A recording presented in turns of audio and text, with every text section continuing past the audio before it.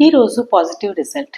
ఈ కపుల్‌కి మ్యారేజ్ అయ్యి 2 ఇయర్స్ అవుతుంది. తనకి పీరియడ్స్ అనేది 2 మంత్స్‌కి ఒకసారి వస్తా ఉంటది పెద్ద మనిషి అయిన దగ్గర నుంచి. సో, తను ప్రెగ్నెన్సీ కోసం నా దగ్గరికి వచ్చినప్పుడు నేను తనకి స్కాన్ చేస్తే బైలాటరల్ పీసీఓ ప్యాటర్న్ ఉంది. హార్మోన్ అనాలిసిస్‌లో తనకి ఎల్‌హెచ్ హార్మోన్ 18 ఉందన్నమాట PCO pattern. Husband semen analysis చూసినప్పుడు నంబర్ బాగుంది 28 మిలియన్, కానీ ఓన్లీ 10% మొటైల్ ఉన్నాయి. 90% డెడ్ సెల్స్ ఉన్నాయన్నమాట సెమెన్ అనాలిసిస్‌లో.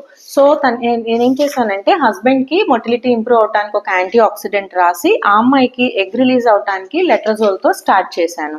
తనకి 15th డే ఎగ్ రిలీజ్ అయ్యింది. మంచి ఎండోమెట్రియం 8 మిల్లీమీటర్స్ ట్రిపుల్ లైన్ వచ్చింది.